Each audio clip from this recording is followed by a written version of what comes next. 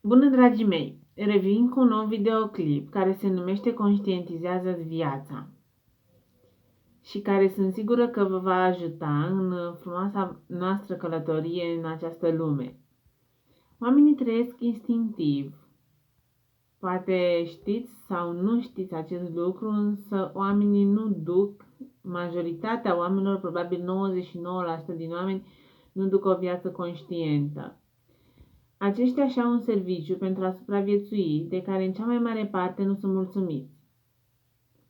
Foarte mulți oameni trăiesc o viață tristă, de care nu sunt conștienți.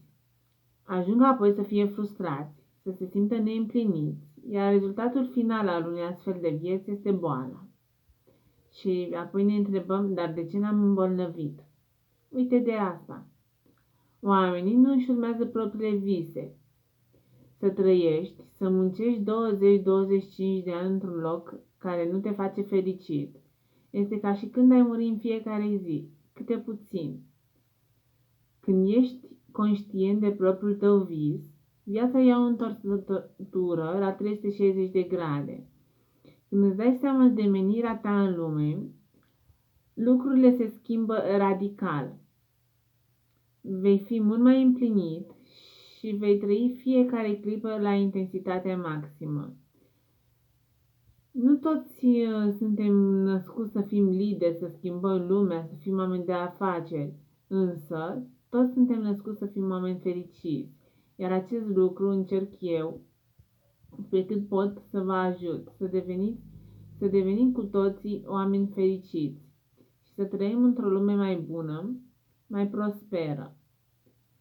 Poate vă întrebați cum pot deveni conștient de propria viață. Foarte simplu.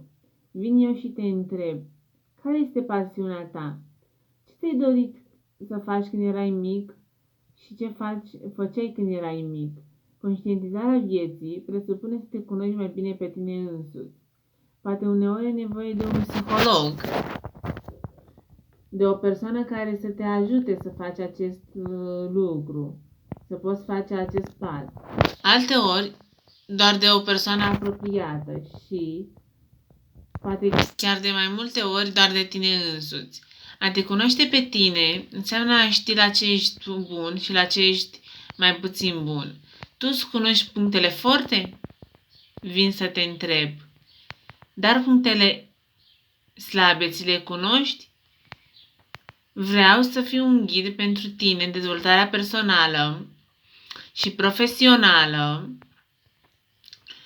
Așa că vreau să-ți spun câteva întrebări printre rânduri, la care să-ți răspunzi tu singur în liniștea căminului tău.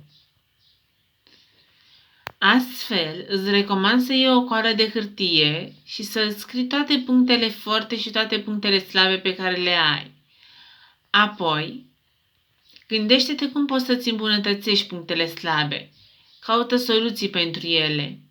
Caută cel puțin 20 de puncte forte și 20 de puncte slabe pentru a avea o cunoaștere aprofundată a sinelui.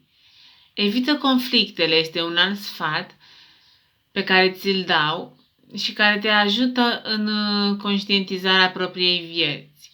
Când devii conștient de propria viață, când îți dai seama că ești o persoană îndumnezeită pentru a nu mai fi niciodată trist, pentru a fi întotdeauna un om fericit, îți recomand să eviți conflictele. Acolo unde este un conflict, nu trebuie să fii și tu. Pentru a-ți păstra permanent fericirea, nu trebuie să generezi conflicte și nici să accepți în jurul tău pe cineva înclinat spre un comportament conflictual. Atunci când tu ai greșit cândva, undeva, cuiva, cereți iertare. Cele două cuvinte, iartă-mă, dacă le spui din suflet, pot muta munții din loc, pot face inimile să vibreze. Un alt sfat este de a-ți crea propria ta atitudine. Trăirea unei vieți conștiente presupune și o atitudine conștientă. Dacă ai o viață conștientă, îți cunoști adevărata valoare și te poți face respectat oriunde ai merge. Trebuie să fii un om cu coloană vertebrală, trebuie să-ți dai seama că ești o persoană cu adevărat valoroasă, care merită respectul celor din jur. trebuie să știi să te impui cu calm și responsabilitate în rândul celorlalți oameni. Nu te gândi la lucruri triste. Este un alt sfat pe care cineva cu o viață conștientă ar trebui să-l ia ca atare. O persoană care are o viață conștientă, ar trebui să se gândească doar la lucruri fericite, care îi împlinesc sufletul. Pe de altă parte, poți cădea în deznădejde dacă iei lucrurile prea în serios și dacă aceasta devine o problemă pentru tine. Viața e doar o joacă frumoasă în care fiecare dintre noi suntem rolul principal. Încrederea în sine reprezintă un alt element pe care o persoană cu o viață conștientă trebuie să-l aibă. Oriunde te ai duce, trebuie să ai încredere în tine, în propriile tale forțe. Nu trebuie niciodată să cazi în deznădejde. Când eram în liceu, aici vă dau un exemplu personal, eram diferită de majoritatea colegilor și nu aveam încredere în mine. La facultate însă lucrurile s-au schimbat. Am început ușor să am încredere în mine și dacă aveam vreun coleg cârcotaș, nu-l băgam în seamă. Mi-a plăcut mereu să merg pe drumul meu. Am ascultat, pentru că fără să vreau se întâmplă acest lucru, tot ce îmi spuneau cei din jur, dar am mers pe drumul meu. Sfaturile oamenilor, chiar și cele răutăcioase, sunt bune. Ele sunt menite să te facă un om mai puternic, un om mai bun. Noi trebuie să ascultăm toate sfaturile, să le luăm doar pe cele care ne sunt de folos. Țin minte că mi-am făcut un videoclip pe YouTube numit Dragi antreprenori, nu vă mai plângeți, taxele din România versus taxele plătite în Italia. Personal, am fost șocată să aflu că în Italia, o firmă cu o cifră de afaceri de 50.000 de euro, care nu plătește TVA, trebuie să dea 15.000 de euro la stat, încă 4.000 de euro fiindcă este administrator în firmă. De asemenea, rudele nu aveau voie să fie angajate în firmă, trebuia să aibă și ele o altă firmă și să plătească și ele 4.000 de euro. Am primit un comentariu răutăcios și lung, în care mi se spunea că toți devenim consultanți în business, dacă parcurgem câteva cursuri și că nici măcar nu știu diferența între tipurile de TVA. Nu mai rețin mesajul tot, însă sunt sigură că a stat cel puțin 5 minute să-l scrie. Într-adevăr, nu cunosc toate tipurile de TVA. De aceea, dar ceea ce cunosc este scopul filmului meu. Scopul a fost de a atrage antreprenorii români din străinătate în România. În loc să stau să-i dau explicații persoanei respective, care recunosc că avea dreptate pentru că nu era un filmuleț documentat, ci bazat doar pe spusele unei persoane, i-am spus așa. Mulțumesc frumos pentru feedback. Feedback-ul tău este constructiv și voi ține cont pentru viitor de el. În loc de o discuție tensionată în care fiecare să încerce să-și dovedească dreptatea, am primit de la el un like. Deci, ce învățăm de aici? Care este una dintre cheile succesului? Să răspundem răutății cu bunătate. Doar atunci când vom putea să ne păstrăm zenul, sau mai corect spus, starea de spirit fericită, doar atunci putem fi noi fericiți și împliniți cu noi înșine. Cum ar fi fost dacă eu încercam să mă contrazic cu el și încercam să-i arăt că nu are dreptate? În primul rând nu aș fi reușit, în al doilea rând aș fi pierdut cel puțin o oră pe care, sinceră să fiu, am preferat să o dor. În legătură cu încrederea, vă recomand încă un joc. Realizați constructorul de vise al vieții voastre și aveți încredere în el. Scrieți pe o coală visele tale. Poți face acest lucru la sfârșit de an, pentru fiecare an în parte. Puneți constructor de vise într-un loc unde doar tu să ai acces. Dacă treci prin viață în mod conștient, vei avea o viață împlinită. Conștientizarea vieții pare un lucru abstract, dar este foarte simplu de făcut. Trebuie doar să te gândești la viața ta ca la un joc, unde piesa principală ești tu. Știi ce este cel mai important? Că tu poți conduce acest joc. Este jocul tău și al nimănui altcuiva.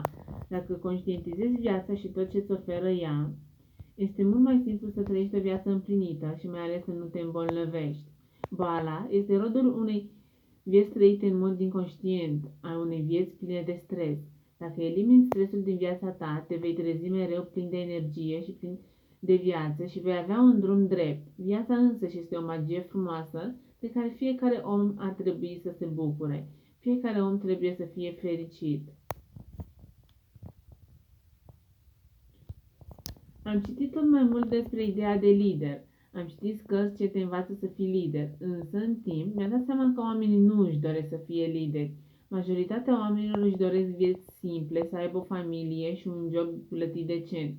Cu toate acestea, nu am citit o carte de dezvoltare personală care să te învețe să fii un om fericit. Și când mă gândesc că este atât de simplu să fii un om fericit, cum poți deveni un om fericit? Tot prin conștientizare. Când suntem triști? Asta este o altă întrebare. Atunci când ne dorim să avem mai mult decât putem avea. Aceasta poate fi o primă observație, un prim motiv. Un alt motiv de tristețe este când nu suntem împăcați cu noi înșine și cu cei din jurul nostru. Atunci când vom face aceste două acțiuni, nu vom mai fi triști.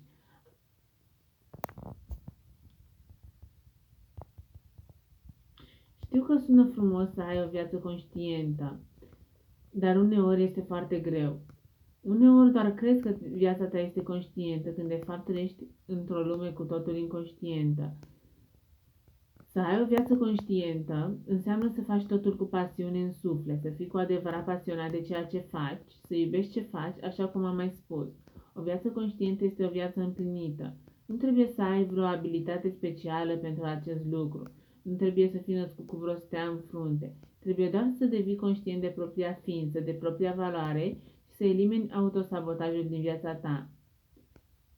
Poate vă întrebați dacă este vreo cheie a succesului, dacă există vreo cheie a succesului. Răspunsul este da.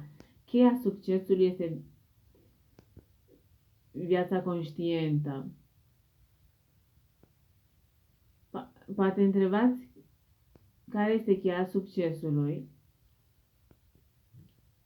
alături de viața conștientă. Alături de viața conștientă este o singură și simplă cheie a succesului, iubirea.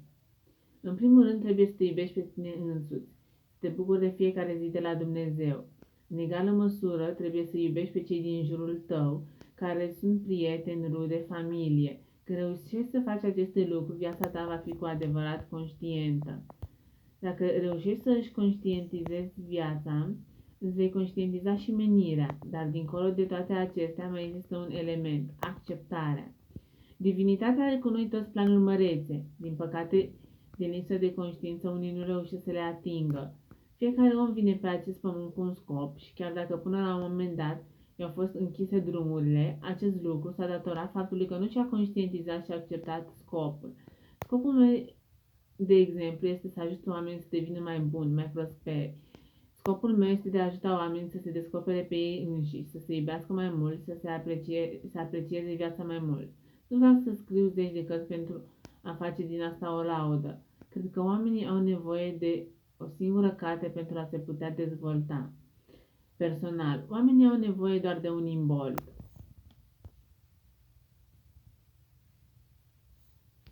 Aș vrea să vă vorbesc puțin despre acceptare.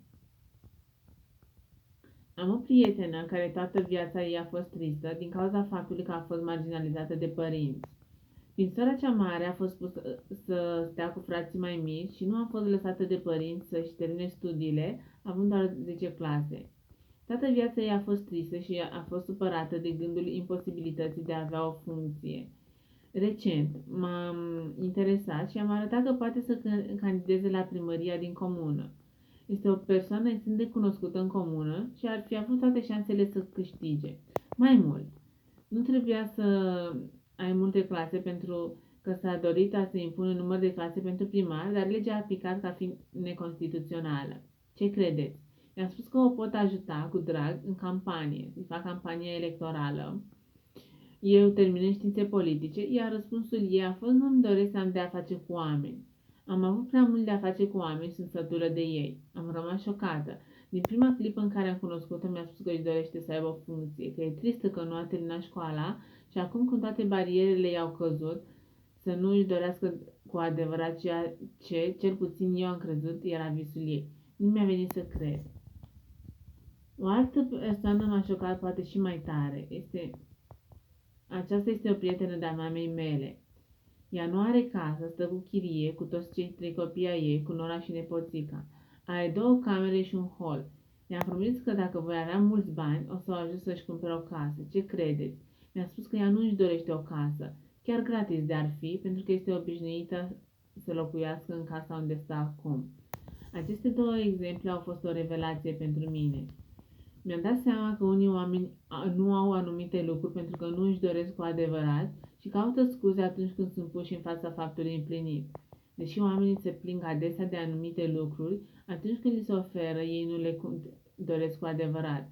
Acesta este și motivul pentru care Dumnezeu nu îndeplinește dorințele tuturor, pentru că este o mică mare diferență în a-ți dori ceva și a avea acel lucru, a lupta pentru acel ceva. Din păcate, acesta este motivul pentru care nu toți oamenii pot duce o viață împlinită sau mai mult, nu toți oamenii pot să aibă o viață conștientă. Acesta a fost videoclipul meu despre viața conștientă. Sper că v-a plăcut și vă recomand să vă abonați la canalul meu de YouTube pentru că am pentru voi un număr de 22 de videoclipuri în care vă vorbesc despre dezvoltarea personală și care sunt absolut gratuite. Vă pup și vă îmbrățișez.